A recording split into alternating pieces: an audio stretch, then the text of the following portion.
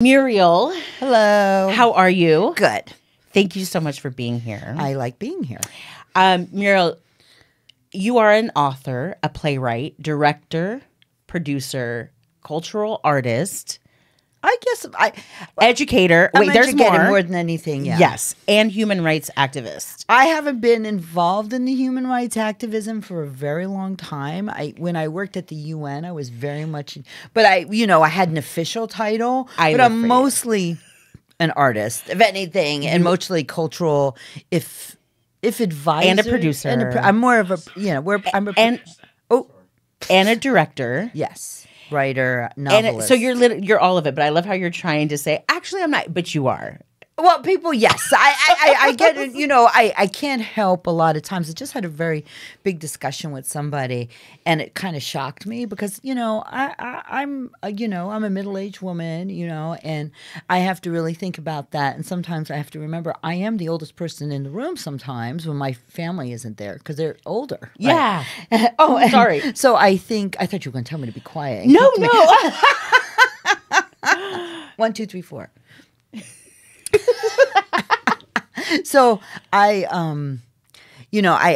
someone said to me, I was having lunch with someone, and I said, well, I was talking about what I want to do for the future.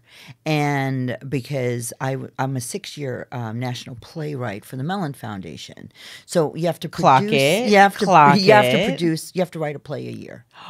And so I wrote it. Is that like a stipulation? That's the stipulation. To be a Mellon Foundation and you work with another theater, and I'm a recipient for 6 years. Oh, wow. And you get paid to write. Amazing. And your health insurance and everything. Oh my God, stop. Yeah, but it ends in March. So of 2026? Of 2026. Work. So you're at work. You're working. I'm working. And so what someone said to me, I said, maybe I'll go back into politics. That's what I said. And he looked at me and he said, you know what, Murielle, you are an artist to your core. Yeah. And I was shocked. I was like, am I? Yes. And I said, yeah, I am. Yeah. I am. And someone like my good friends used to say to me, why do you do all this? And I would say, they were like, really? Because politics is what you do, but you people think you're great because you're good at it. I don't say I'm bad at it, at this stuff. But I don't thrive there. I don't wake up in the middle of the night and say that.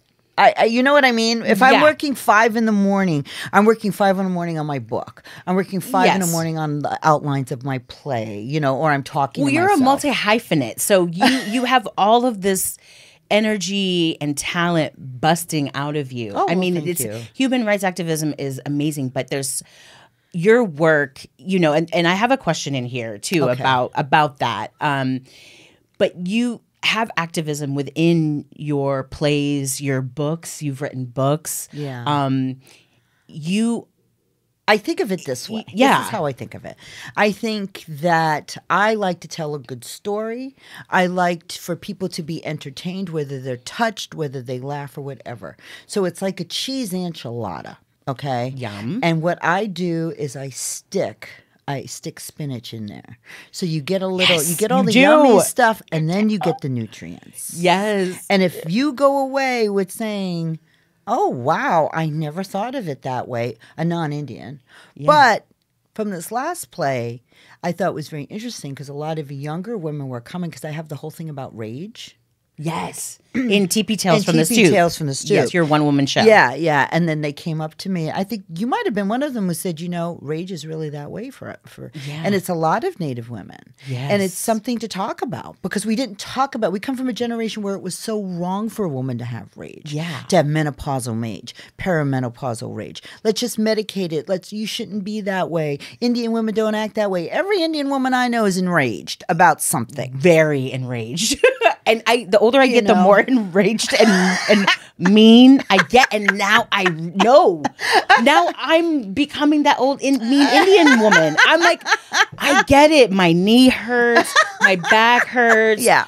The world is hard on everyone. And I'm like, oh, I get it. Oh my God, now I know. And sometimes when I speak to Luna, my daughter, I say stuff and I'm like, oh my God.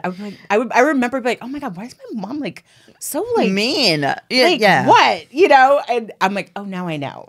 Her knee was probably hurting. Her back was hurting. She's like, I gotta make dinner. I gotta figure out what this kid wants. And it's all the emotional stuff that goes with it, right? Totally. You know, especially with hormonal.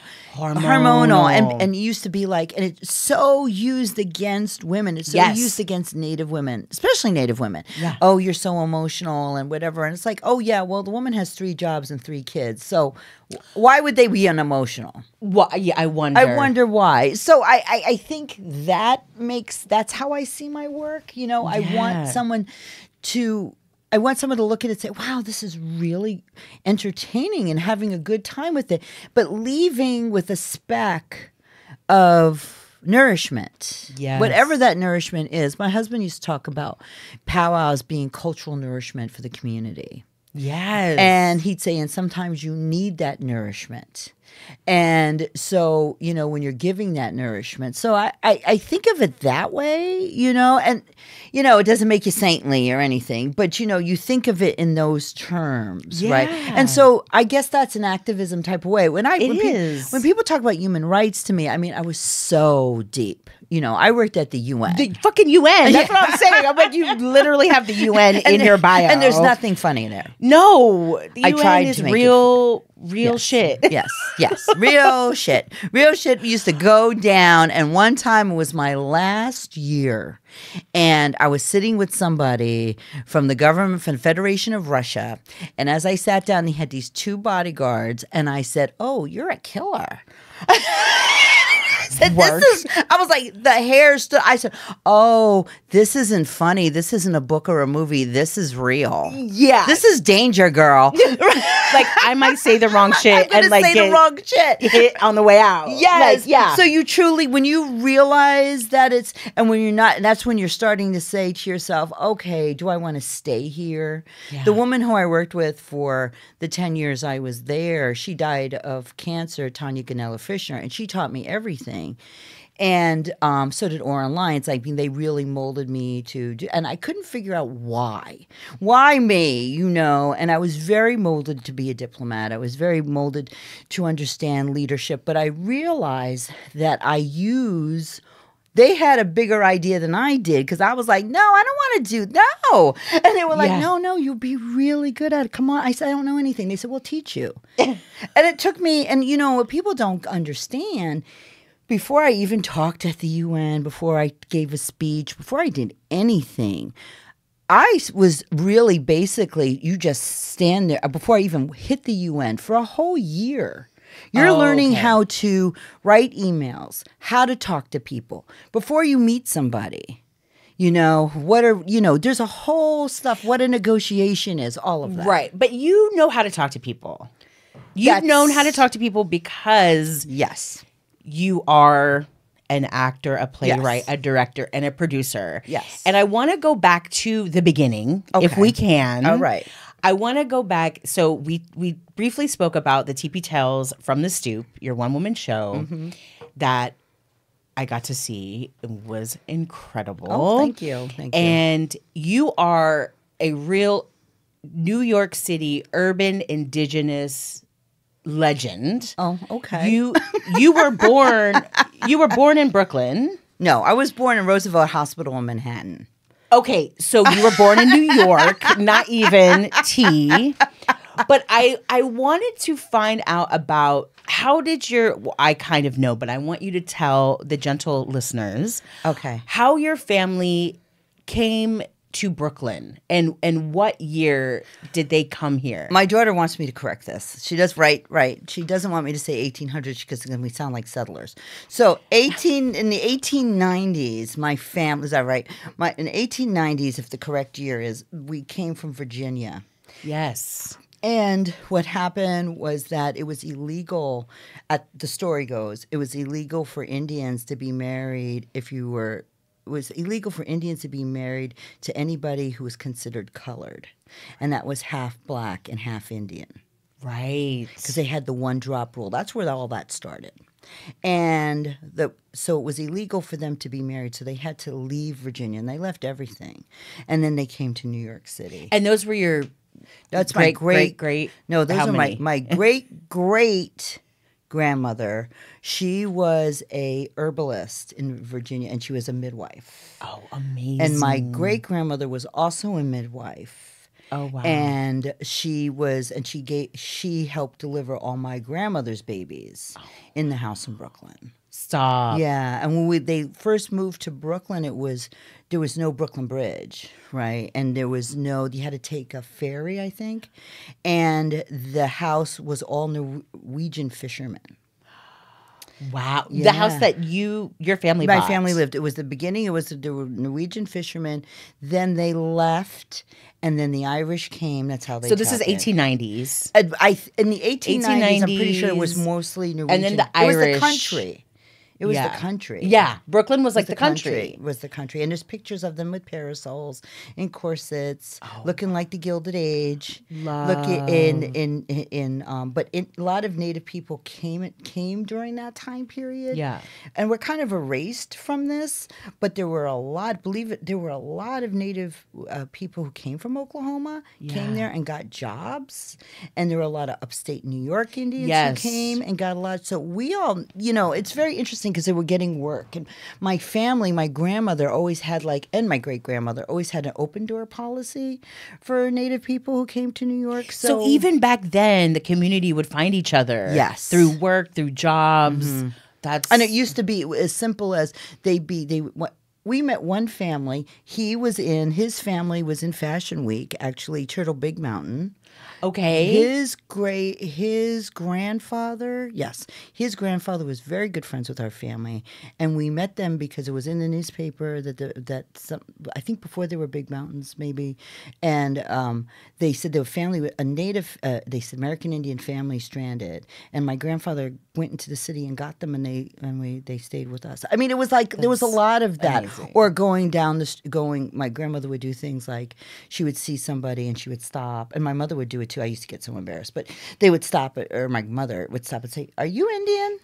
Yes, and that's happened to me. And they would say yes, and she was like, "Where are you from?" And a whole conversation would start. 100%. Yes, I met Cerise Gallo. Is that her last name? Cerise. Yes, Gallo, yeah. Like that in a store in Brooklyn on Fulton Street, and we just started talking, and it was like, "Oh, hey, you," da, da, da, da. And I think she invited me something at the community house early on, and it was amazing. I was like, yeah. But yeah, we were like, and we all worked at the community house. Every one of us. Every one of us worked there. We all had our jobs there, and it was the community is changing a great deal. I know, because a lot of people want to go back home. Yeah. I don't do. I don't. This is your home. This is my home. This is your home, and you so your great grandmother and grandfather. My great-grandmother. My great-great was still in Virginia. My great-grandmother was Elizabeth Ashton. And then that's the one who came here to Brooklyn. Came to Brooklyn.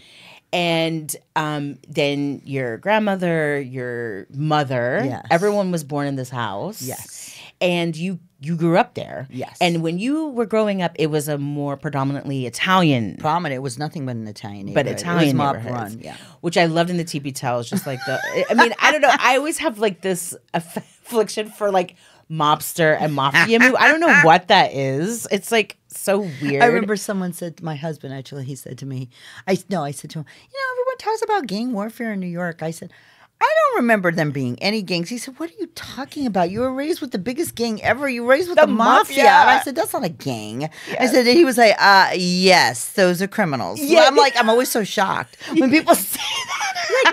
No, those were guys. And I love it. I was reading your New York Post article about no one gave out tickets to in the neighborhood. And that's in South Philly, it's still run like that. And me and my boyfriend were parked in South Philly. You park right in the middle of the street. Yeah, yeah. And I remember we were at an Airbnb, and this guy was like, "Okay, so here's the tea." Actually, no, the Airbnb guy was clueless, but one of our cab drivers was like, "Here's the tea. The mafia still runs this area, so you're good." But every now and then there'll be a cop that'll like do some stuff, but for the most part, you can park there. It's totally fine. And I was like, oh, I love that. And that reminded me of your story. I went back to my mother's house and someone got a ticket in front of I said, what's wrong with this neighborhood? The neighborhood's going I said, to shit. It just got gentrified.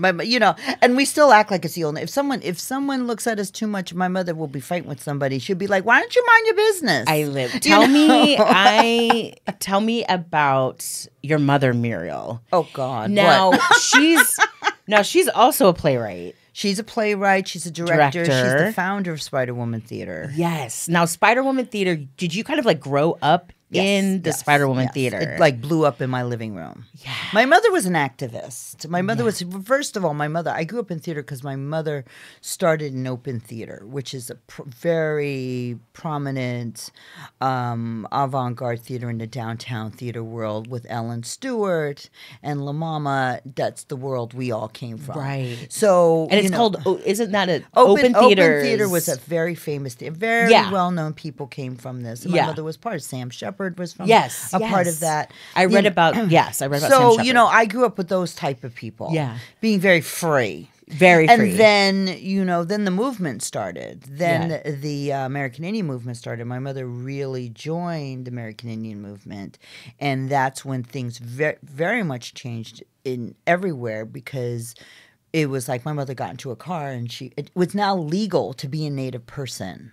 It was our stuff was legalized then. Yeah. And so powwows were like a thing, and everybody went back. My mother got into a car. She went to ceremony in South Dakota. She joined AIM. We were cross. Oh, she full on like went. She full on. We AIM. We went to South Dakota. We did the whole stand. Oh yeah, we were a part of the stand. We were at the BIA takeover. Oh wow. Mm-hmm. Oh, Murielle. And then they showed that movie, and there's pictures of me and my sister.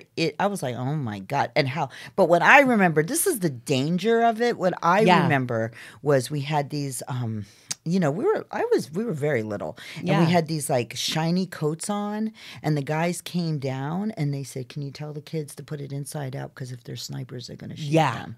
And that's a way to grow up as a Native person, right? Yeah. And so I say to myself, it doesn't, and that type of chaos. And so when I decided to be a mother and everything, I was like, no. It was very different. It was very different for me. You chose to I don't want my kids to be like, having to hide under tables so they're not going to There was always danger. There was always danger. Yeah. When we were at the BIA takeover, like what I remember of it is all the Indians, everyone singing, and they all had like bandettes and everything, and they were all singing their death songs. Yeah. And I remember seeing the outlines, and they were going to die, and all of the marshals came. And they were going to shoot. And then was my mother, was Suzanne Harjo. There was a bunch of them. And they went in front. And then first of all, and then old women were screaming because their kids were in there and they had to organize. And then we were all packed up. So those are real memories of that time period. That's a core memory. Yes. And then my mother became a feminist. And a lesbian. After the AIM? After AIM. Was she like, okay, these men, because I heard the men in AIM were trash. Yes. Some of them were. That's what she told me. She was like, I asked her, I was just talking about this the other day. I said, why did you leave? And it was her and these prominent women, And I said, why did you leave? She said, it got too dangerous because of big mouth women like us. So we went back to her. It was Jeannie Shenandoah, Onondaga, the Dan sisters. They were all friends. Henrietta Mann, Suzanne Harjo. These were friends of my mother's. And they and I didn't know that until I was at the UN. And there were all these women there. And I said, oh, my mom's coming. And they were like, oh, okay. And she walked into the room. She said, hey, girls. And they were like, oh, my God. And they were really, and I asked her, I said, why did you guys leave? And she said, the work was in our communities. Yeah. The Dan sisters did environment. Jeannie Shenandoah went back, and she went back to her mother was a Klan mother. The Dans, then there was Suzanne Harjo went into legislation, and my mother went into theater.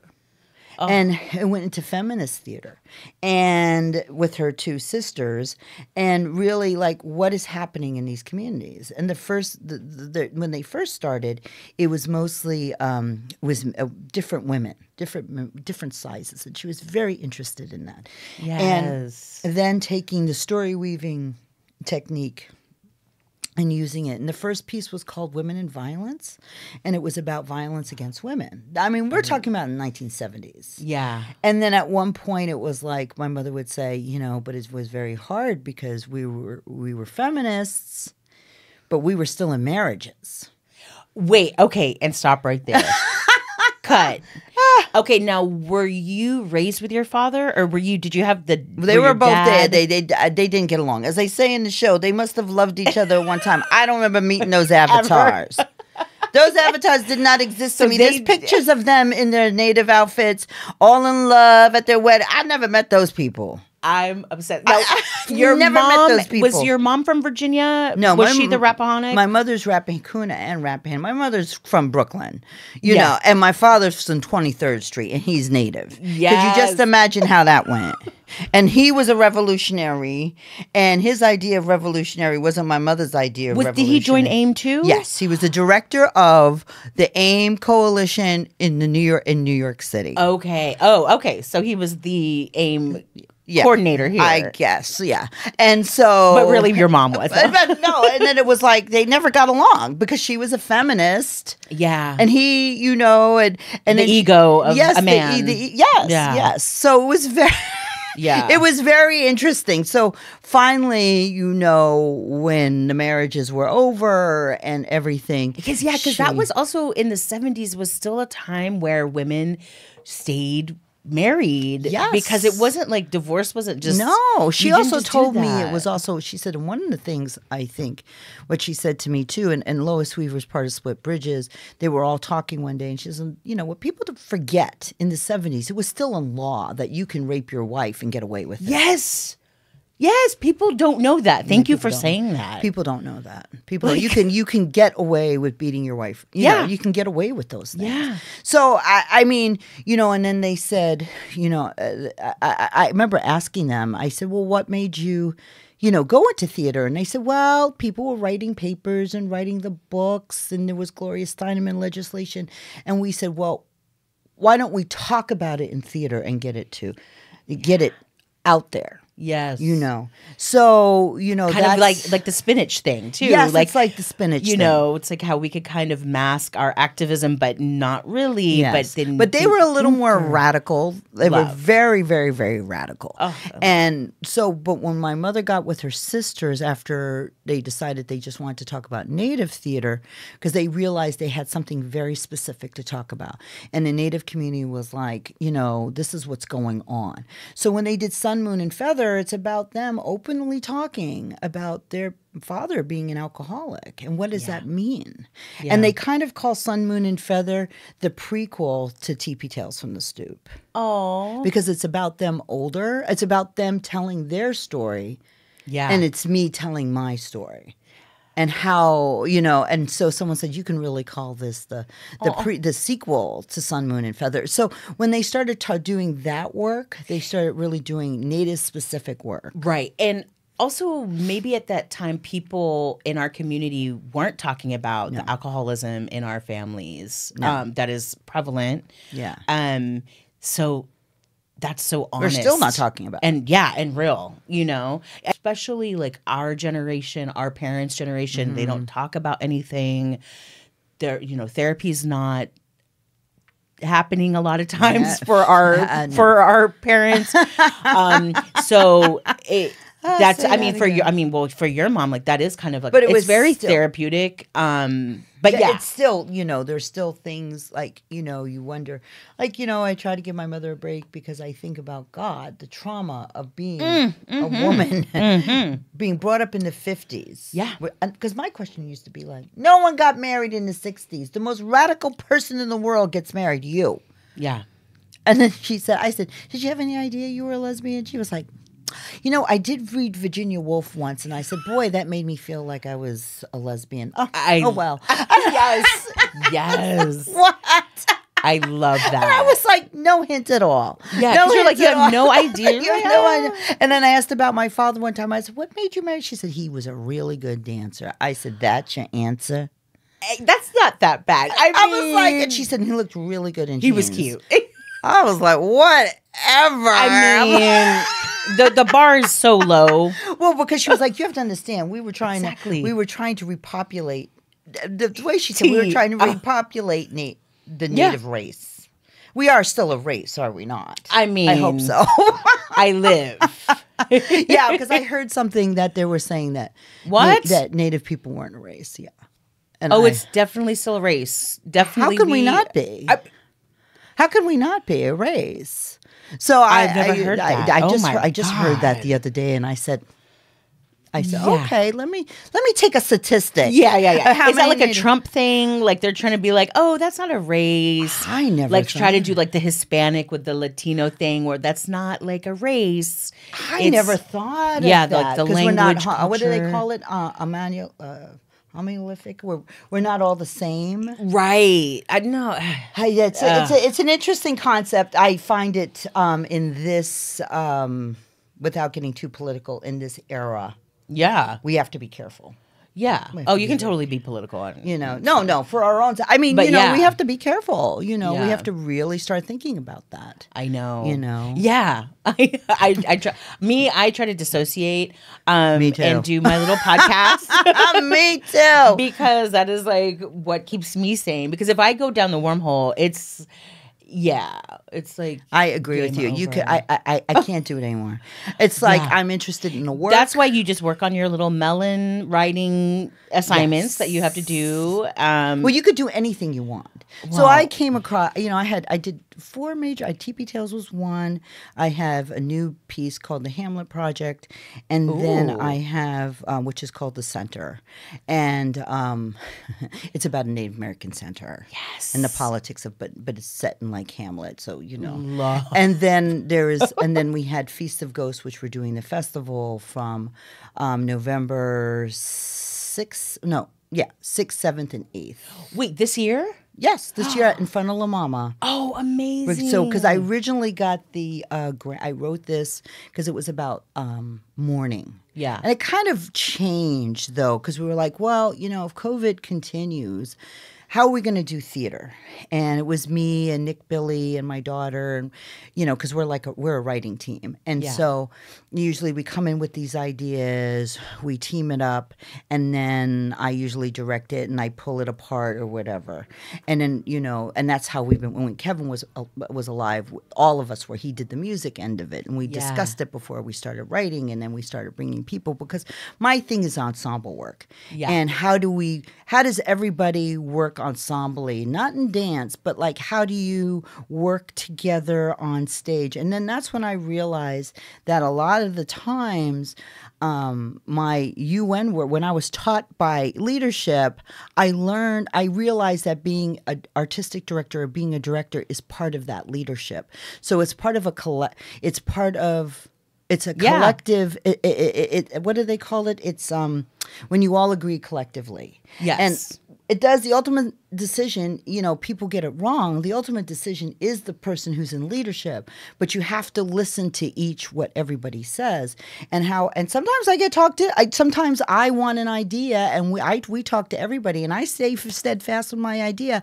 And one by one, Nick and Josephine, and when Kevin, they say, "Look, if we do it this way," and you listen, you consider it, and I say, "Okay, let's do it." Yes. And it's really about that collective way the collaboration that you have thinking. To have. You have to kind of be like, you have this best idea and you just want it to be your way. Yes. But you're like, okay, let me see what this collective is saying to me. And that's part of the ensemble work, right? Yes. You're like, I'm part of this for a reason. Or you would just do your one-woman show, and that would be it. Well, even that's a collective. Yeah, because you still... Right, we had, it's with Safe Harbors. And so the other thing is also how we run administratively the place, or not the place, the organization. And that is a big part of that, because we sit down. People don't realize that I don't just say, oh, this is the program and it's going to happen. It is months of talking it through.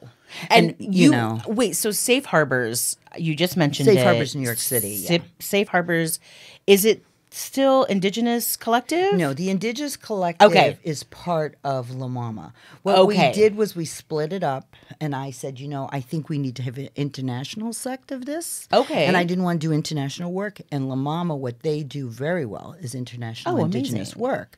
And I said, so bring me in for North American Native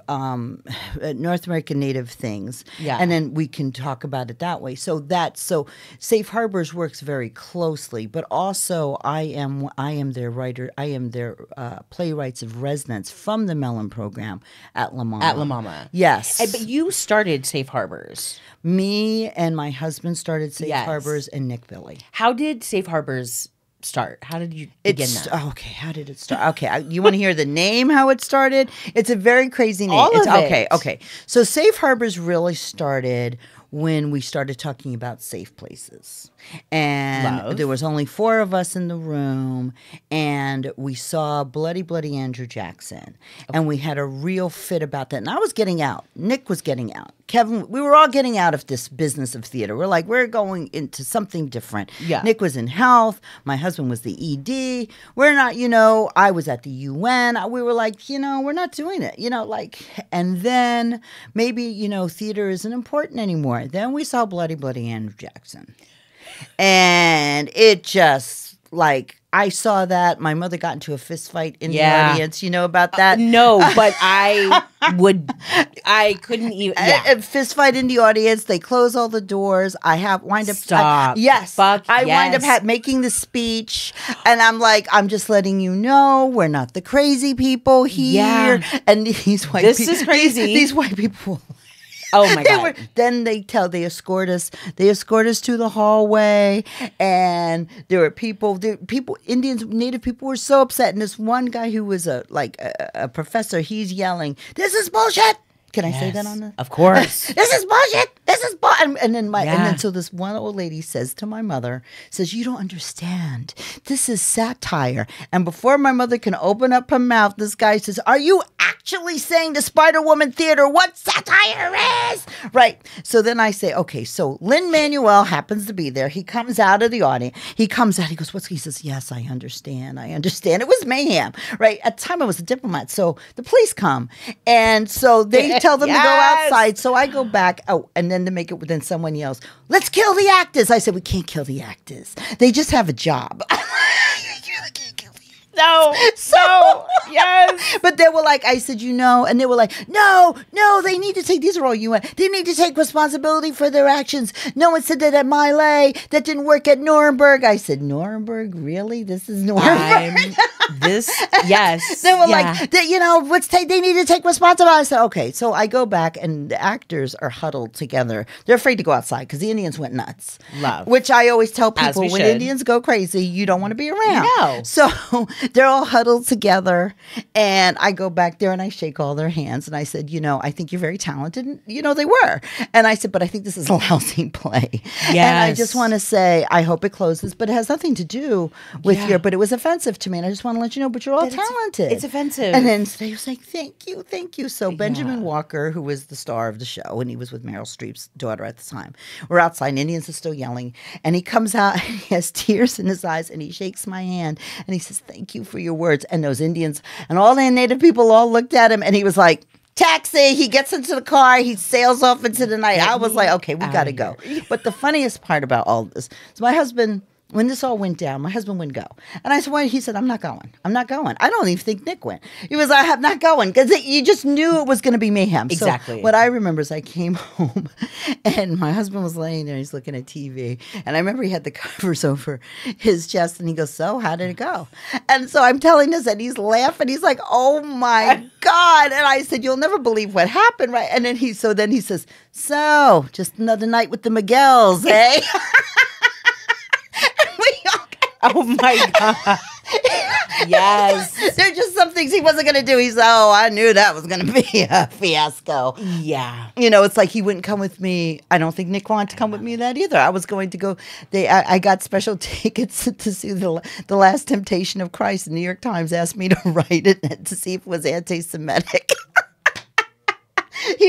Nick wouldn't go with me. My husband, I wind up taking my girlfriend, and we're looking at The Last Temptation of Christ. And people were so upset while they're watching this. And I was thinking, but we all know he dies. This isn't a murder mystery. I mean, what's going on? They were, when they're whipping him and he's dying, oh my and God. they're sobbing. I almost giggled. The poverty porn. It's like it was amazing. Like, but I was like, but this isn't a murder mystery.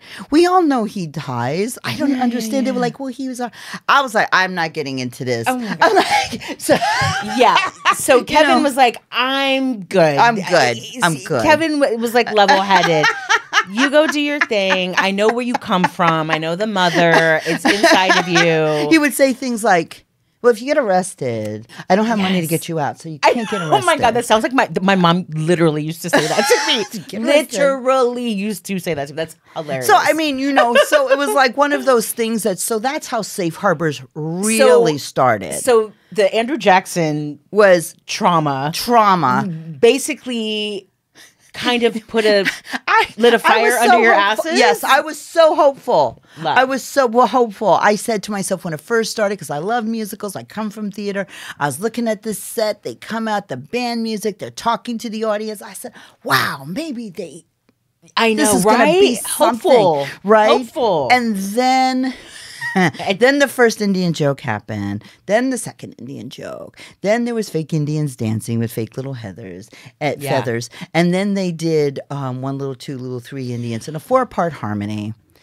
And at the end, and then, not the harmony. The harmony for me. It was the 4-part harmony. God. I was like, this is okay. Wait, do I want to watch this? Can you even watch this anymore? Look up Bloody Bloody Andrew Jackson 1 little 2 little 3 little Indian song. Look that up. Oh my God. No. You should put that in the start of this. I should. You know what? You're right. Actually, thank you, production notes. Let's do that. We were watching. I kept on talking about it. So what happened was like, we got together, was me and Nick, and Josephine was in high school. But also, there was also a responsibility that me and Kev and Nick talked about, because we had a young teenager, which was Josephine at the time. Yes. And then she was going to college, and she used to come home really upset about the racism in all of this. And I would say, wow, this is a child who grew up in theater, has a supportive family, and it can get to her. Yeah. What do we do? Like, what happens to the native young person who just gets plopped in New York City and just gets plopped in this racism, right? Yeah.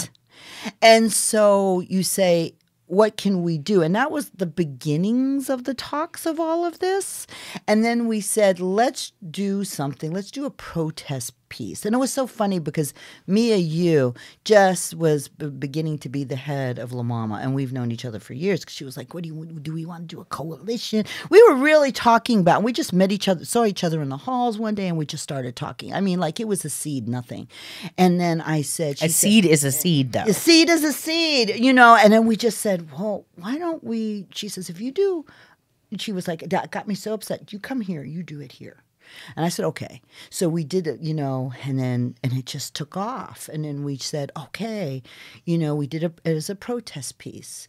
We talked about racism. We talked about the images. We talked about, how those images affect us. How does, why is it affecting us? How long we've been putting about it, the teases and the taunts, what this could mean. Is this a human rights issue? People would say that.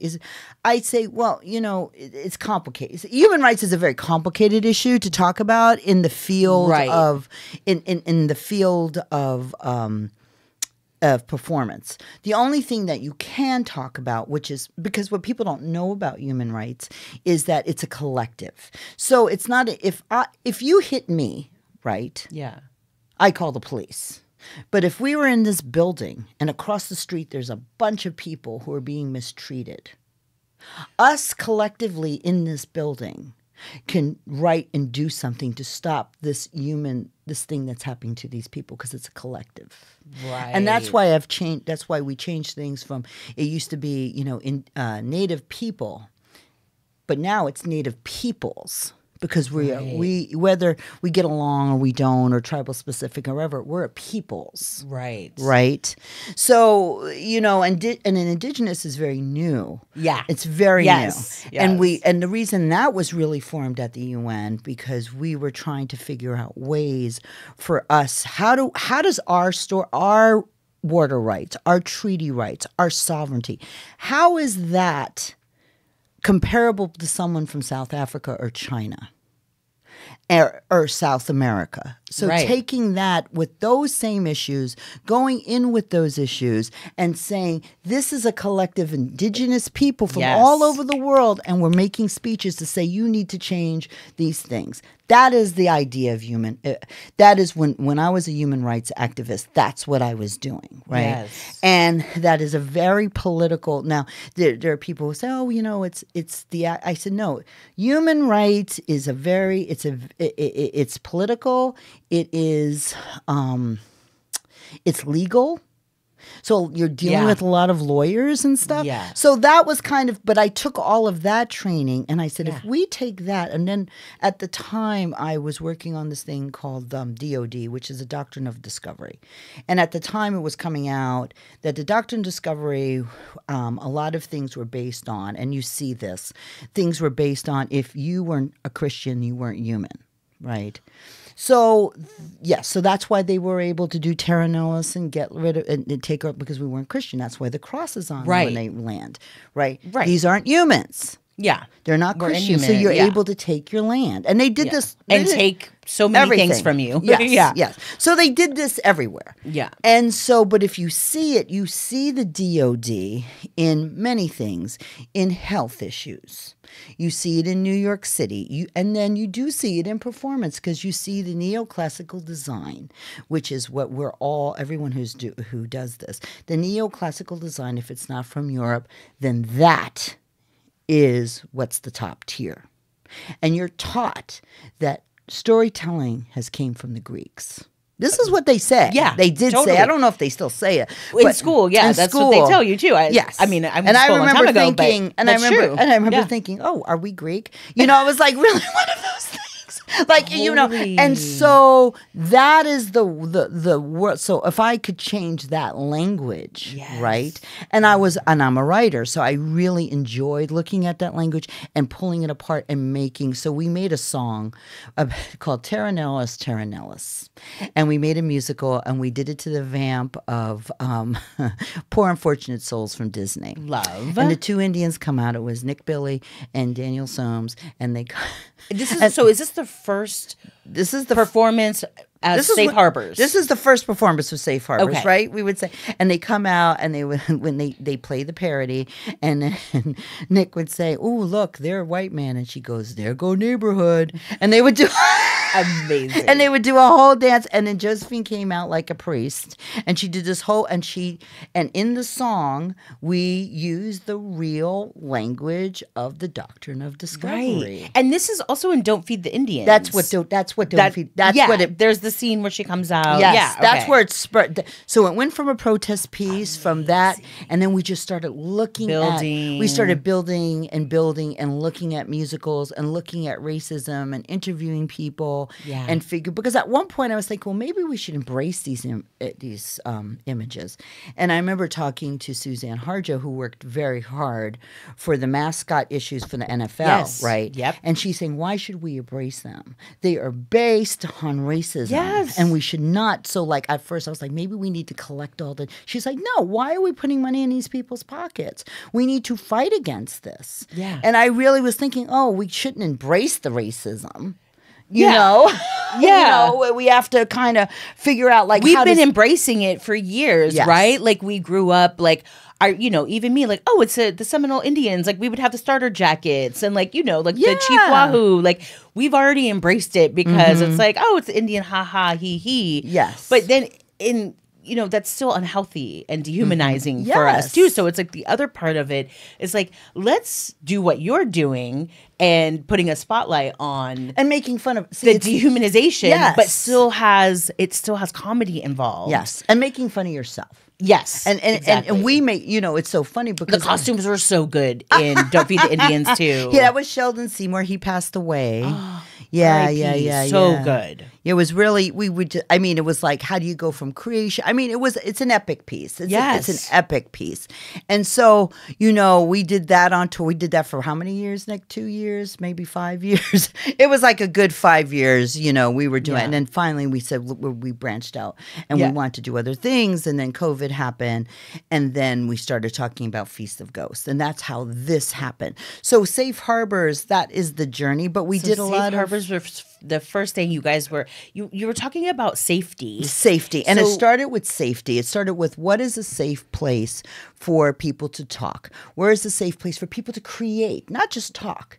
Like... create, bring something in. And we just started bringing things in from other people. I have this idea. Okay, let's do it. Let's do it. I'm not here to criticize. And I say that to people all the time.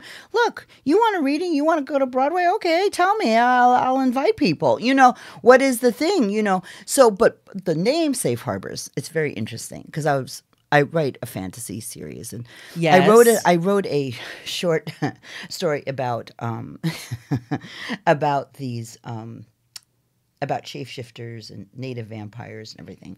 And I said, wouldn't it be cool if they had like these shapeshifters had this like this club, and they only and it had to be neutral territory.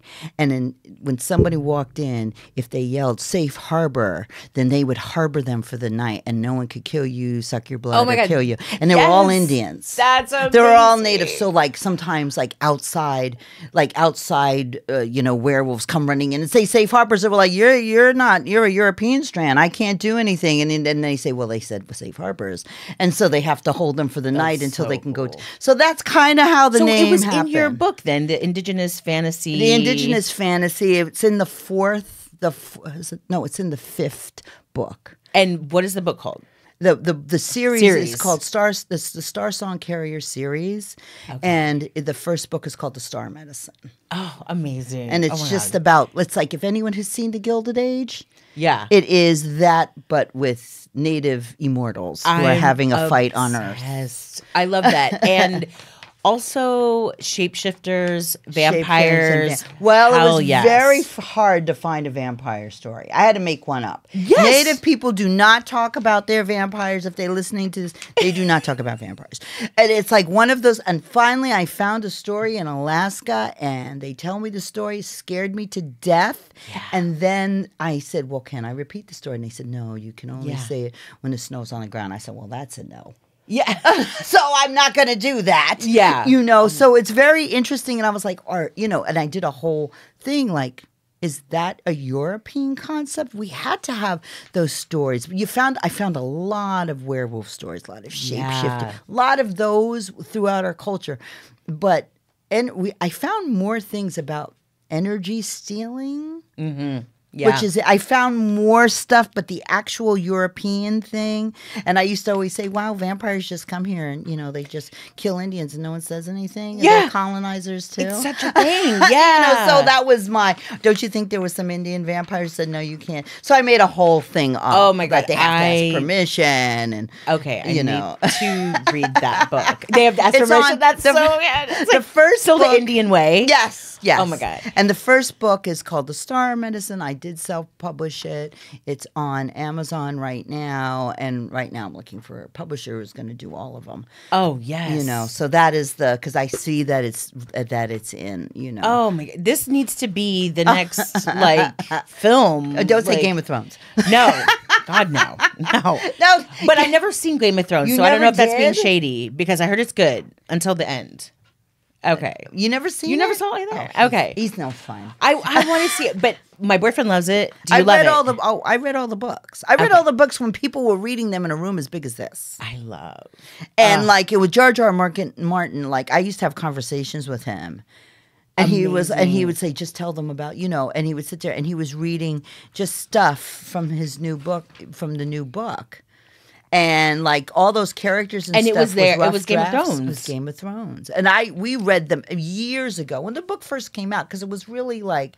Yeah, because they were out for a while, right? Before Game of Thrones. They were out for show. For a good 10 years, 15 years. I remember some of my friends that were into those books telling me that. Mm-hmm. Very, but it started because everybody is not nice. And so usually they call them the sword and fantasy books, and usually there's the hero and the heroines, and and the other big influence, and I don't know if I can say, is the Mists of Avalon was one of the biggest first fantasy feminist books. Okay. Then there was Sarah Douglas, who kind of hit it out of the park in a way, like taking historical stuff and making it into their own, and talking from the point of view of a woman. Right. The first. So it was used to be very male dominated. Yeah.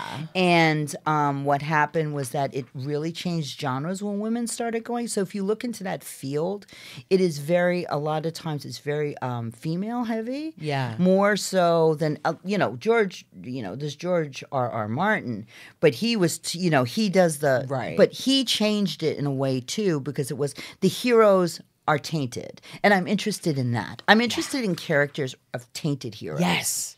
Because no one is great all the Yeah. time. And I always say, if you're going to, normal people, you have no place in any of the things I write. Yeah. I think normal people are good for everyday life. I love life. the anti-hero. I love the yeah. antagonist.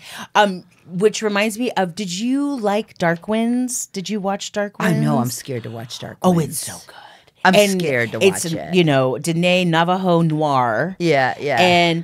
But I love when we are cast and we can be the villains, we can be the bad person.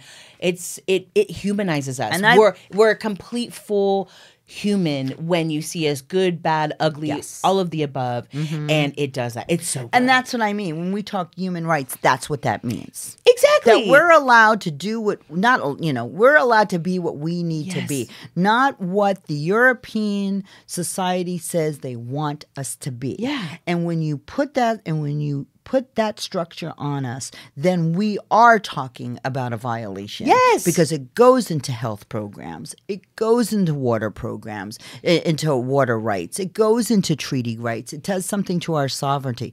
Sovereignty isn't just a word you throw around. Sovereignty is real. Yeah. Right? And I think a lot of the times that people don't understand, sovereignty takes work. Yeah. Yes. Collectives take work. Yes. Those things take work. You have to work with your community. Yeah. And you have to, it's not easy. Community work is not easy work. And I see a lot of times people going into it thinking there's a lot of power there. And I guess I could be. What I see is a lot of work and a lot of responsibility. Yes. And people don't realize that. And different people coming to you with their different energies of and you have their to listen. past. If you're in a position, I always used to say, well, I'm sure. Will you come to this Kevin? Meeting? Oh my God. Yes. An angel. Literally. Days. Oh, a year. Days and days people would call all the time because that's what you sign up for. Yeah. Yeah. And that is what you sign up for. And people really don't realize that. You really are signing up. You have to listen to your community. Yeah. And you have to, and what I always You're say. a servant. You're a community servant. And one of the things I always say is that, you think I just came to these meetings because I like being bossy? I had a position. I was a chairwoman. I was the chairwoman of North America. I don't do that anymore. Yeah. So when they say that to me, I say, oh, okay, who is the person who's elected? Yeah. And I always say that sometimes when people call meetings and stuff. I said, did we vote for them? I don't remember that happening. But okay. So, okay. Now you, Kevin, Nick Billy, started Safe Harbors. Mm-hmm. And Josephine. She was a teenager. And Josephine. Oh, my God. Now, Kevin he's always been a collaborator with you. Was he always open to being on stage with you? No. How did you convince We've been on him? stage. Well, we were on stage our entire lives. Well, also because we were powwow people. Yes. So, and we did shows. So that's where we got our start. Our families met. Our families go back. How did you guys meet? We grew up together. So you grew up on the Powwow Trail? No, we grew up in New York City together. He happened to live in New Jersey because they had. That's right. Because they had his family and my family, the Mopsy family. Louis Mopsy, the head of Thunderbird, is his uncle. Right. And my daughter, and we all were involved in the Thunderbirds at the time. Okay. And one of the things was that our families met each other. His grandmother And my grandfather, and I just found pictures of it, they met each other during Wild West shows. So we were show Indians. Yes. Oh my God. Oh, you didn't know that? No, I had no idea. And Yeah. I'm so glad that we get to share that on the pod because Oh, you didn't know that? I had no idea. Oh, yeah, we were show. No, I had we no did a lot idea. because it was a lot That's of. such an important part of our It's a history. part of our history because one of the things is we had to survive, right? And Yes. our language is outlawed, our dances were out, our songs. So where would we do that? And we had to make money. So my grandfather also did snake oil shows, right? So that's how we all know So you guys are long We knew each other. term. It's in the blood. Yeah, we've been You're together. performers for your whole family. The has whole been family, performers forever. the whole family. Oh my God, a long And then lineage. we spread, and then we spread. We went to theater. You know, Oh, my I mother, love my it. aunts Well, yeah, and you everything. elevated it. Yeah. And, oh, But wow. so a lot of times, So you grew up with Kevin. Yeah, we grew Oh up my together. God, that's Me so and Lance, sweet. Lance Richmond, and Kevin. We grew up. The three of us grew up together. We knew each other. We were best friends. We knew each other since before when we were babies. We were all in the Oh my crib together. That's how long we've been. We were together. So we've been together a very long time, and so a lot of the times that's why I don't Feed the Indians anymore. We talked about it. It's never going to be the same because Kevin was really He's the so musical good in it, director. too. He's so funny. Oh my God. Between you and him, his just dry and his delivery, it's genius. And you're kind of like Betty Boop, like your little thing. It's so good. Like, it's just the combination of both of you bouncing off each other. And we is had amazing. lots of stuff. We had lots of things. We because we. How did also- you convince him to do that? Because he didn't don't jump remem- onto it, but No, he didn't. I had to really talk. you were like, okay, first you can do the music, but Ask actually Nick. stand on. Nick, I would get on the stage. I would talk him into stuff, and he would scream and yell, and then I'd say, no, come on, and he'd say because there was a lot of times, he was my first person that when I wrote things, I would read it to him, and sometimes he'd be, "This is so damn sad." He said, "Say something happy, will ya?" I said, "What?" And then one time I said, "No, let's do it," and it was. I'll always remember this. I said, let's sing Wish Upon a Star, the Disney song. And let's end it with that. And we do it with Indian singing. And we go up into the ether. And Nick and Josephine were playing along with it. And Kevin was like, and then I said, what do you think, Nick? He was like, this is ridiculous. I love it. I love it. Because I said, okay, all right, it didn't work out the way I wanted it to, because some things don't work out. Yeah. They don't, when you get them on people, and, maybe it's the same thing in fashion, you have an idea and you execute it on the person, Yeah. So. Or even before you get the opportunity, it's like, no. Like, okay, that was like, you're like, Sometimes it's not just a hair show? Okay, I have to work with a whole team. Oh, okay, And I got you. sometimes things look great on paper. Yes, exactly. That's why I love to come into the room too. A lot of times, people are like, I want to do this, I want to do that. I was like, let's see what happens when we get there. Let's see what the model's giving. Let's see what the person, the photographer, because we might have a mood board that has this, that, and then we get there and it's like, oh, actually, she didn't get this. Alexander McQueen. Let's do this, and it kind of the flow of the day can kind of help you determine oh, this feels better than what we. Oh, that's interesting. Yeah, because that's almost the same way we work. Yeah, It's this it feels doesn't better. work, and then you write it down, and you organically try to do it, and then you bring in things, and some things for me, I had a whole section that I thought was hilarious on paper. Yeah, and it wasn't. And we read it, and it wasn't funny. And I thought it was so funny because I was looking at a lot of Will and Grace, and I had that type of humor, and everyone was like, "What is this?" I said, "I thought it was really funny." Okay, so and then I tried to, and it just wrote it, and I said, "Come on, let's do this." Nick was like, "Okay, it's not funny," and I was like, "It is funny. You guys aren't doing it funny," and they were like, "Okay." And finally, it's your fault that you're not funny enough, Nick. Hello. And then it finally wrote, so it just wrote itself out. Yes. And then you have somebody come in, if you ever, Morgan Janice was my dramaturg for everything. with her since I was 25. She started as my agent, and she became my dramaturg and my manager. She passed away recently. Oh, I'm and sorry. So, yeah, it was very difficult. So, you know, she was the one white person I trusted with my work. Yeah, love. Because what she you need one. You need one. You need at least one. But also the thing is, what she didn't see, and I'd like to talk about this too, is that I do theater. And I think sometimes we get into this whole thing, what is specific with what's native theater. And my thing is, why are we limiting ourselves? Why can't we say we are doing theater? We are artists. Yes. We are artists, and we are working, and we're trying to tell a story, and we happen to be native. Exactly. And to ghettoize and say, you know, we just do native theater. Yes, we have a voice, but what does that mean, right? How do you do that work? How do you do that work where you're telling your story, where everybody understands it? And not everyone's going to get your stuff. I mean, that's the bottom line. Not every people, you know, hate other, you know, people don't like everything. It's like, you know, that's just the way it is. But if you're writing for yourself and you're writing from your core of your soul, whatever that artistic endeavor is, whatever it is, and you're native, you're talking about the human experience. Yes. That primal human experience who gives birth and dies. Yeah. And what happens in between, and the culture you're brought up with, and then you get into your trauma, and then you get into your inherited trauma, and what does that mean? And then you say, wow, you know, and then someone will say to you, wow, you know, I'm Korean, and I never, this sounds such like a similar, it's not the same, but it's similar, you know, and that is what I am interested in.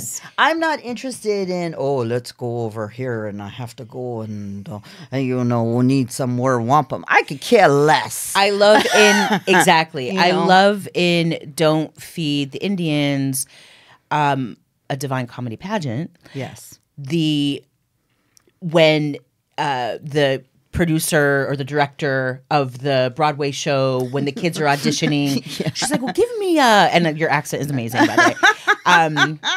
You're Indian or you're native. Okay, give us a native song, right? Like, you know, that's how sometimes people see us. Like, you're native. Okay, give us a native monologue. You know, everything has to be like what you were just saying about wampum. It has to be. It doesn't have to be that. It's like the tokenism of, you know, what happens to us sometimes. And, you know, even like getting hired for certain brands, they want to see on paper, is she a woman of color? Okay, she's Indian, she's Native. Oh, good, that'll look good. So they can check off boxes. Yes. And it happens all the time, and it does. Well, I mean, look, we want to get into the door and we want to sit at the table. Totally. Right? And I want to do more than sit at the table. I want to have my own table. Yes, we want our own table. And then one thing that Morgan said one time, someone said, and just a straight up white woman, Morgan Genius was, and someone said to her, don't you want to be invited to the party? She says, no, we should be the party. Yes, we are the party. You guys are the party. Yes. And I said, wow, that is a really good assessment. Yes. And it's very true, because if you're always constantly wanting to be invited to the party, then you sometimes you just become a tattered debutante. Exactly. Struggling to get into on the guest list. Yes. That's why I loved Indigenous New York Fashion Week, because it was like, you know what? We're throwing the damn thing ourselves. Our community from all over Turtle Island, that's sovereignty. North and South flew themselves here to participate in our little, you know, the first inaugural in New York City. Yes. So that's that sovereignty. Was it. Yes. That is sovereignty. That's sovereignty at its best level. And that's how we kind of, you know, things are changing. You know, things are really changing so in this country. they are changing. Yeah, things are changing. They are wild right now. Mm-hmm. But there's more Indigenous representation out here in the media. Mm-hmm. Where would you like to see it go? Like, what do you want? I wanted to see, you know, I don't want us to be these, you know, we're always these little mystic creatures that, you know, that come in and we say good things and we're doing this. I want the world to see us as and human we're spiritual beings. And we're spiritual. And we're it's good hard. all the time. And we're like, Yeah. You know, and I'm tired of it. Like we're complete whole people with dark sides and light sides, and we're just humans. Yes. That's what I want to see. I want to see a commercial, and this has to do with capitalism and economies and statistics and stuff, but we are, and we have to remember that we are consumers in this country. Native people are consumers, and we have to start thinking like that, because that's the only way people are going to listen, especially in this country, because it's so built on consumerism and capitalism. And so if we are consumers, then we have power in that. Yeah. Right? And I think I want to see, this is what I really want to see. Why can't commercials like have, at a Tide commercial, a Native family? Yeah. You know, and put some turquoise on, but you know, a native, native actors, and little kid. Oh, dad. Oh, the Tide. Oh, this is my powwow outfit. Oh, didn't make the jingle dress. Whatever it ran. I don't know, but you know, something like that. You know, the normalization of that, and you know, I would like to see us not fighting to get in these doors so much.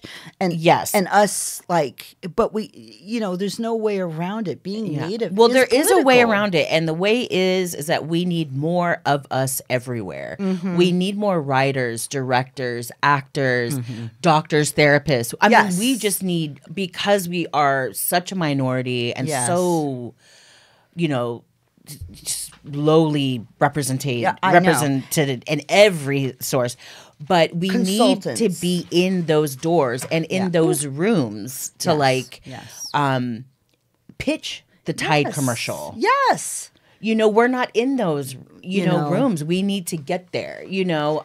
We have to really seriously talk and talk about craft. And with me, with this, you know, and I say this all the time, like, okay, you get into the room. Yes. You need to back it up. Right.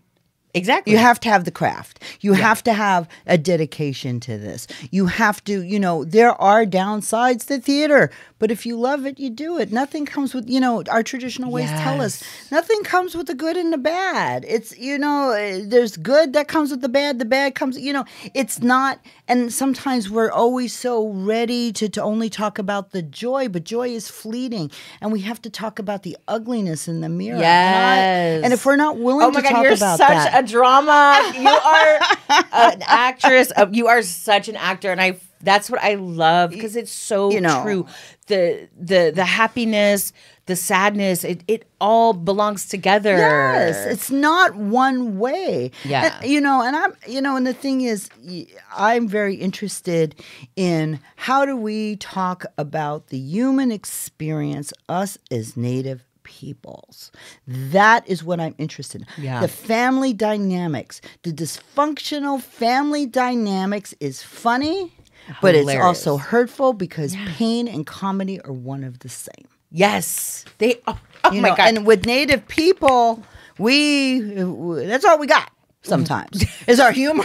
It's, you know, you go into some of these places and you have to laugh. I was at the airport. Me and my daughter started fighting. Nick looks at me and says, "You gotta laugh. You can't." I mean, come on. You can't take this seriously. This is crazy. I want to give people advice from you. What would you give to someone who's trying to make it in the arts, make it into Broadway, acting, playwright?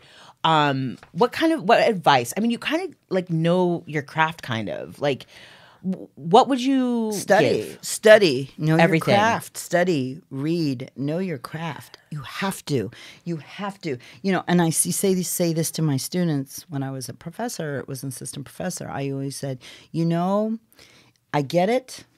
We're at a university, an institution. These are Native students. I get it. This is white man. Believe you, I get it. Yeah. You know, can be quite overwhelming in this institution. Yeah. But listen to me. What you do here is you got selected to be at this institution. Learn all that they have to teach you. And if you can't, you go back to your community and you say, this is what's going down. This is what's happening. And I'm bringing this to you. And this is how we have to talk about it. And then turn around. But I said, because that is a movement That's Yeah. revolution. When Yeah. you go back to your communities and saying, this is what's going down. Know your enemy, man. Read the Shakespeare, read your Beckett, read all of those things. Will they agree with you? Of course not. Are they racist? Of course they are. Are they sexist? Of course they are. But what can you, if you can take those things and throw it on its ear? Yes. And then I used to say, I see that you want to change. You want to change this paradigm. I said, but understand this, that if you went to John Hopkins as ordinary Joe Schmo and you said, I have a heart transplant, you could be right. I studied this heart transplant. I want to do this heart. And they'll say, where'd you go to school? So, well, no, I didn't go to school to study this. They'll turn you, they'll be like, get out of here. What are you doing? And it has to be the same thing Yeah. with this craft, Yeah. It's and you can't really teach someone to be a writer. You can't really teach someone to be a comedian. Either you're funny or you're not. Either you Right. love to write or you don't. Right? Right. With acting, there's a craft to it. With directing, there's a craft to it. Right? Yeah. And those things, and whatever turns you on, man, study it. What keeps you Yeah. up at night? I know what keeps me up at night. Yeah. Like what turns you on? Yeah. Because maybe your life is you're interested in theater, but you don't want to be on stage. You don't write. Maybe it's in design. Right. Maybe, we have a lot of seamstresses who don't want to do who want to do runway shows and want to do fashion. You can Yeah. make a living on Broadway. Oh, yeah. Oh, You yeah. can make a living as an Seamstresses, yes! they're on set all the time. You can make a living as doing Yeah. makeup artists. Yeah. It's all those things. Like a lot of these things come from powwow culture too. A lot of us come from powwow culture. Yeah. A lot of us come from that of performance. So take that and jump off from it if you want to. I'm not telling anyone how to live, man. Yeah. But I'm saying, take that. Take Yeah. that and like what turns you on? If you Yeah. like helping people and you want to do tech stuff and you want to become a stage manager, you can go to school for theater and not be an actor and not be a playwright. You can go for Yeah. be a seamstress, makeup artist. You can go as a stage manager. You can go as a lighting designer. So those are the things that we need, right? Not Yeah. everyone's an actor. No. Not everyone's a playwright. No. Not everyone can sing. Not everyone can dance. But, you see a lot of times that what I see falling through the cracks is sometimes our people don't realize that you can make a living doing these things that you're very gifted and good at. And they'll teach you this craft. Yeah. And you can work anywhere. Yeah. Yes. That's my advice. That's really my advice. That's so great because it is when kids start out young, and when I was starting out doing hair and getting into fashion when I was young and 14 years old, I, was absorbing and reading and devouring magazines and books and art books and fashion photographer, photography books. Yeah. And I feel like that helped me set up for now. I still reference some of those old photos from when I first started looking at them and when you're young and 14 and 15. And now I'm working with those photographers whose books I used to look at. Like I'm working with them now from when I was like in 15 years old. And so for a hairstylist, makeup artist, anyone creative, like knowing those references are so good. So it's the same as like a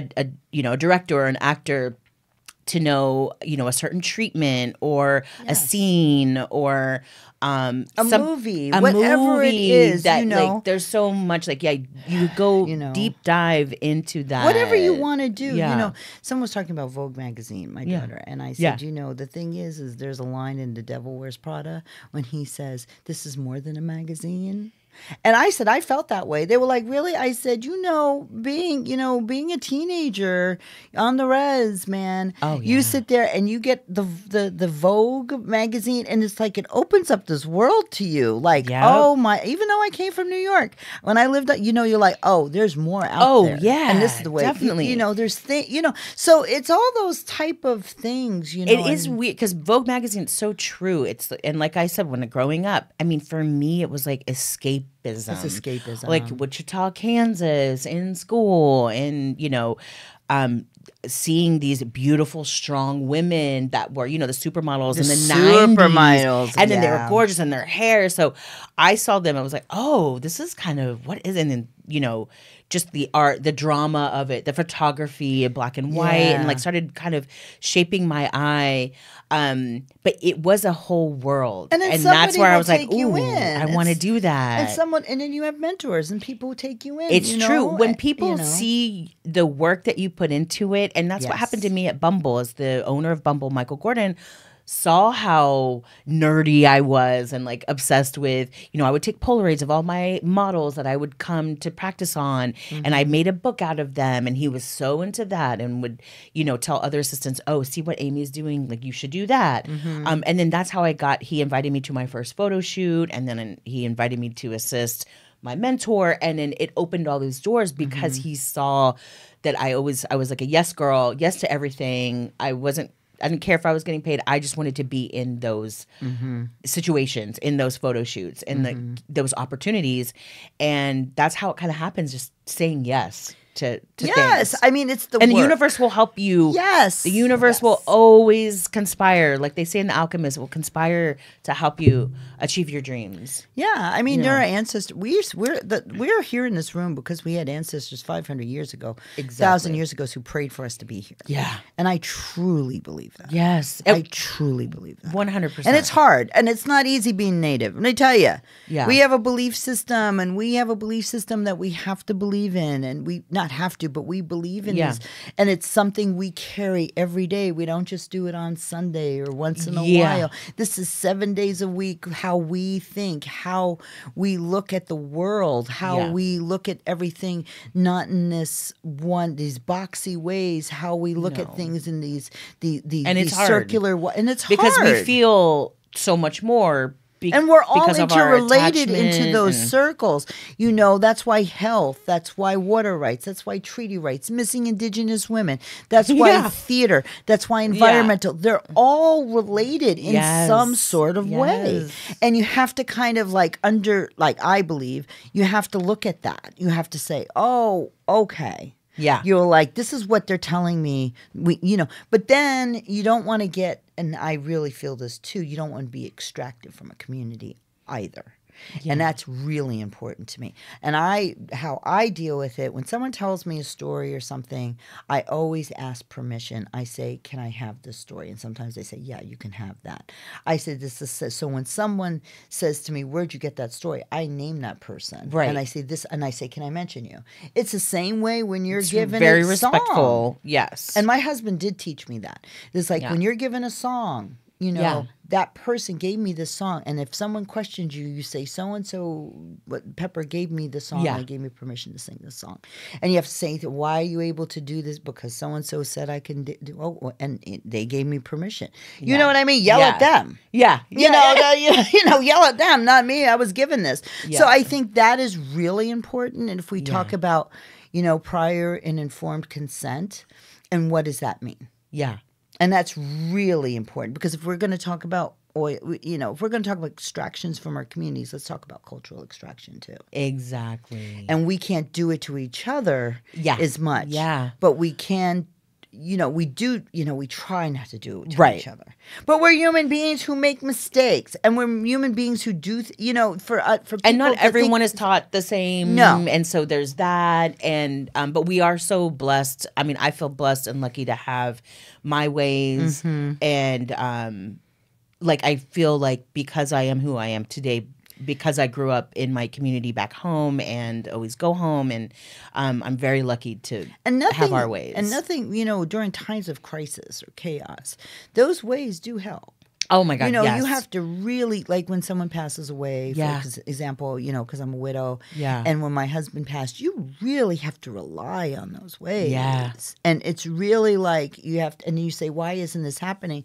Or why is this happening? You have to really realize that. Yeah. You have to really realize that. And that's one of the things, too, is the future of what I'm working on, too, is like I'm writing this article for HowlRound, and it's mostly about how does one create within their grief. Right. Wait, what is HowlRound? HowlRound is a platform that is used. It's like this, but they do live streaming. Okay. They do a lot of podcasts. I'm part of that community because of the Mellon Foundation and I have to do so many of them. And I decided to write an article, which I haven't done for a while. And, writing an article is how does one create within the chaos? Right. And how does one create within grief? And what does that mean? And how did I get through it? How does grief is so personal. What is,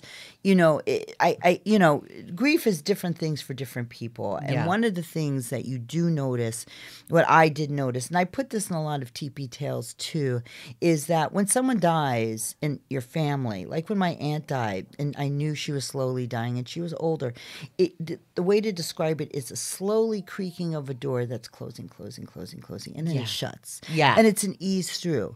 But when someone is taken away so quickly, it's it's done. And you're at that door and it's a glass door and you see that abyss. You're very close to the other side, but the door has no handle. Yeah.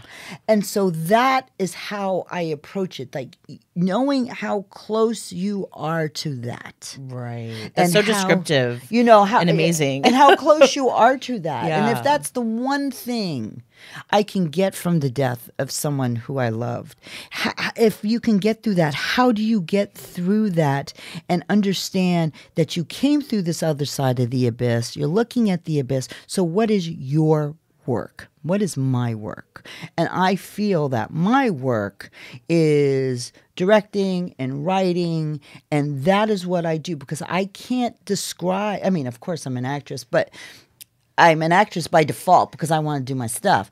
But like no one can do it like me. No one can do it like me. No, it's true. But I write plays.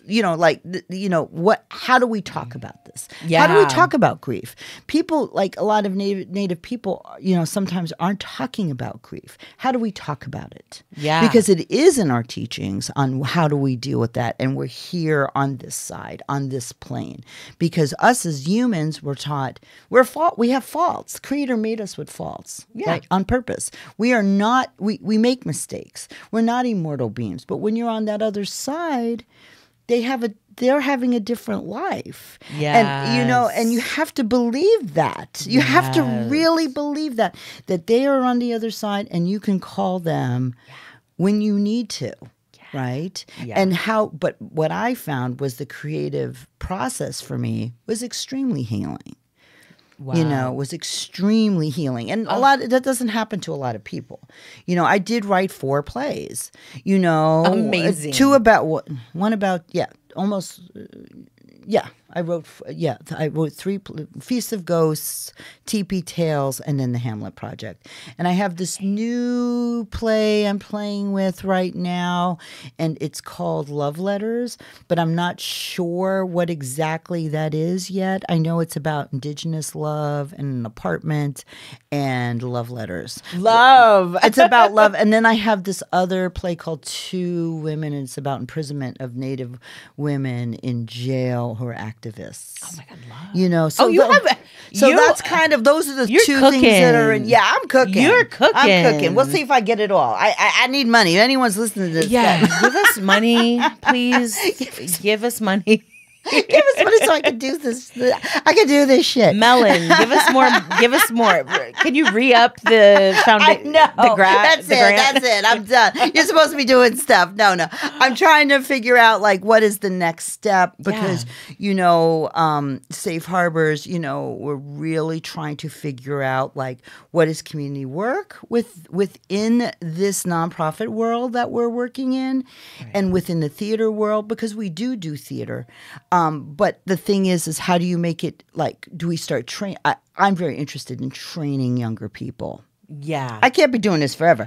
Training younger people who are interested in this and then writing the plays, having people in it and collaborating. And, me and Nick and Josephine have become these collaborators because of COVID, and also we enjoy working with each other. Yeah. Right. And so we're always okay, how do we do that? So Josephine grew up with you. Yes. You grew up with your mom as a playwright. How was it for you growing up with your mom, like, were you ever collaborator with her, like writing or? Oh yes, I've done. She was my. She actually, she was my. She's actually my mentor. I love. See, people really don't know that. Now, Josie are you Josie's mentor? Was it just picked Would up? you say I'm Josephine's mentor?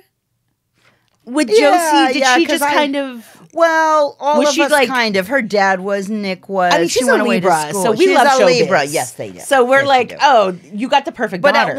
At one point, I said to myself, "Oh, you got to find your own mentors." Yeah. I can't always be here. You know what I mean? You gotta cut the strings sometimes. Yeah. You know, It's you gotta true. say, it's bad enough we live with each other. It's true. But you do have to. Yeah, you have to let them find... make their mistakes. Yes. And you have to not make their mistakes, go on their own way. Yeah. And figure it out. And have other perspectives and other people, editing your yes. And that's shows. the thing too. What I said to her too is that understanding that you need to figure out what you want to do. I know what I want you to do. Yeah, exactly. Right. I know what I want you to do as a mom. Yeah. But you have to figure out what you want to do. And she loves to sing and she loves to produce and she loves to write. Yes. And so that's kind of, and we always, but she had other mentors too. There's sometimes a parent could only do so much. Yeah. Right. And I think that's important, that everyone has their own mentors. I mean, even I had, 2 other major mentors in my life. Yeah. Besides my mother when I left. Yeah. You need somebody. They give your job, I believe, as a mom, especially, is to give them the what is it? The source, the core. Yeah. Yeah. You know what I mean? The core, and you have to really believe that you gave them this, these things to go out into the world. The fundamentals. Yes, whatever it is to be a good person. I graduated from college. And I had all these mentors and everything. And then my family asked me to go on tour with them. This is before they asked me. I remember sitting down with my aunts and then sitting down with my mother. And they were naming all kinds of stuff. And they said, okay, you don't know what we're talking about. And you have this degree, right? You need to now do graduate work. Wow. And you need to study. Yeah. You want to be an actress, you need to study with these people. Yeah. And you have to do graduate studies. And so when I went on tour with them, it was like really an education on acting and theater itself on the level. When you're in college, you are exploring. You're exploring your craft and what I can do, and you're making mistakes, and you're big mouthed, and all of that stuff. Your ego, and everything. And I'm good at this. And I was just talking to somebody. I said, when I was in college, I remember John Fraser saying to John Fraser, "Oh, I'm cast every year. I'm getting burnt out and everything." And he looked at me. He said, "When you graduate here, you're gonna be like an actor, like everybody else." Yeah. I would take advantage of this. Yeah. And you're going to be in equity, and people of color don't work that much. So that's why I cast you so much. And, you have to really think about these things because you want to be, and I remember complaining, oh, God, I've been in this theater all day. And he looked at me and he was like, and if you're lucky, you spend your life here. And there's truth to that. That's a great soundbite. That is. So with when I was on the road with them, that is the ugly truth about being a brown Black person working trying to work in Broadway, in the arts, in general. Yeah, doesn't matter. I think we're. The door's opening. We're having, but we need more. Like, I want to see more women, Indigenous women's stories being told from their point of view, yeah. from our vibe, from our energy. The male dominated thing is still happening, but and it takes allies, and it takes allies to change. It takes Native male allies, yes, who are going to turn around and say, okay.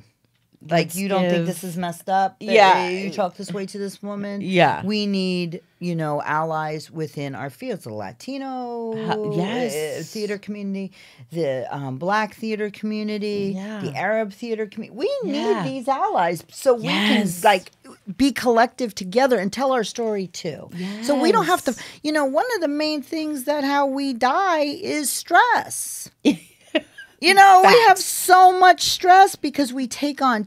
Every Native person does this. I've seen that, like, a lot of our political people, they die very young from stress level diseases. And you have to really say to yourself when you get older, do I want to do this? Yeah. No, I want to do this. And once you get into menopause, you're like, I'm done. Yeah. I'm done. I'm there. I think I'm there. I'm getting there. I'm getting there. Well, I just had myself a little flash, as you saw. I'm done. Yeah. No, it's also hot in here. But well, now I'm having these spins. But we have to turn the air off for the sound. It's annoying. So anyway, I mean, But yes. when you hit menopause, you're done. Yeah. No, you're done with bullshit. Done. That's why I feel done. like I understand my mother and other women that I was like, oh, why are they so mean? I'm like, oh, because now I feel and the rage. Menopausal rage can make you, and you have to really sit back and think about it and like go to therapy. Well, and that's the thing. We that. don't know science and the medical field. They're just now starting to be like, oh, let's kind of see what's happening with women and their hormones but where is it coming from? Why is a woman screaming at everybody when she used to never say anything, but they'll turn around and say, why is this woman screaming about everybody in the kitchen and asking when dinner's done? Dinner's not going to be done. I saw it on Dr. Oz. I was like, the woman is stressed. Obviously, she's making dinner and has a job, and you're bothering her and you say she needs to be put on medication because she's yelling? Yeah. It's like the old days when they like take her to shock therapy. Yes. Like take her to the ward. Or they used to dunk women in the cold water. I mean, the torment that women have gone through, and we have to persevere. Yeah. And I mean, there's a lot to be said about that too, right? Yeah. There's a lot to be said about women of color, and I've been saying this a lot, how women of color in general have have jobs, and how they sometimes they make $100,000 less than a man. Oh, yeah. In these fields. Male artistic directors make a lot of money. Yeah. Women artistic directors are expecting to do more and make less. And I think that's something, I don't know if we could talk about that. I don't know if that will change right now in where we're at. Yeah, where we're at with everything. But I think that is something to think about too. Oh, definitely. And our health issues and equal pay. Equal pay. We have to start talking about equal pay. Equal pay. Menopause, equal pay. That's a short story. Menopause and equal pay. Girl, yeah, there we go. The next story. Okay, thank you for your time. Now I want to, you kind of said what's next for you. Well, what's next is the festival. Okay, yes. It's in front of La Mama. It's called Feast of Ghosts. There are 3 pieces in it. Yeah. And we are Is this the projection? You do a projection outside? Yes. Yes. We're doing the projection of all of our pieces. I directed a piece. Nick Billy's piece is in there. Josephine's piece is in there. My husband's piece is in there. Amazing. So he opens it. And then we're going to do a piece of street theater that has to do with land acknowledgments and has to do with telling the story. There's a Shinnecock story about how people died on a boat. And they were made to stay on the boat because they, it's called the whaling story. They were whaling people of Shinnecock, and I kind of want to dedicate that to my family in Shinnecock because I have a lot of relatives in Shinnecock, and I want to dedicate to them to tell them that Manhattan itself, Manhattan. Yeah. Manhattan itself was a meeting place. Yes. With all these different tribes and these territories. So I kind of don't want to like say one tribe was here. Yeah. There are many tribes, many encampments. Yeah. Right. So that's what we're doing. And then and that's in November. That's November 6th to the 8th. Okay. And then I am working on a piece called The Center, which is loosely based on Hamlet, and we don't do the text of Hamlet or whatever. It's just like taking our story. I mean, it's written. There's a lot of poetic writing in it, but it is about death, and it's about what happens when a prominent figure dies, and what's the juxtaposition of community, and what do we do for power, and what does that power mean? And, you know, where someone sits at a community table, like, what does that mean, and how do we fight about it? But, you know, who's going, you know, and when, you know, granting and monies, and how we can be corrupt, and how you find that out. And that's what that's what this piece is about, because basically. And now, is this going to be at La Mama? La Mama, yes, that was part of the development. I'll read it at La Mama probably in January. Okay, cool. I'm going to do a stage reading of it, and then that's the other thing I'm working on in my books, and I'm, you know, finishing those up. So those are the things, and then the article of me really talking about how the grief process and the creative process. How does one do that? And in the midst of chaos. So. Oh my God. Wow. Thank you so much. You are so inspirational. Oh, thank you. I am so honored that you could come on and share everything. I could listen to you all day. But I want to let you go. You're on Instagram, you're on Facebook. Am I on Instagram? I know I'm on Facebook. Instagram. You're on Facebook. I don't know how to do Safe Instagram. Harbors. Safe Harbors, New York City. Safe Harbors, New York City. La Mama, November 6th through the 8th. Yes, and we're going to have a community feast on the 8th. Oh, yes. Amazing. Yes, and we'll get to talk about, you know, the shadow work. The piece that will be in there is called Shadow Work, and it's written by Nick Billy. And directed by him, but he's not in it. And it started with conversations of what was this world like before the beings came and the shadows. What do shadows do and everything? Oh, I love. So that's in that before this. So that's the whole idea of all of this. Oh, I can't wait. I'm so excited. Okay. Oh, we have some good fall programming happening we do. Here in New York City. A lot goes because of Murielle here, and we are so lucky to have you as our queen of the urban Indigenous community. I try here. not to be. You are the queen, though. I call you the queen. Thank you again for being here. Thank you for having me. It was so much fun. Oh, good. I'm glad you had fun. Yes, I always have fun when I talk about myself for an hour. Yeah, right? You know what? People love talking about themselves, and I love to listen to them because, especially you, you're so good. Oh, well, thank you. So are you. This was fun. You're right. Good. She's a great interviewer.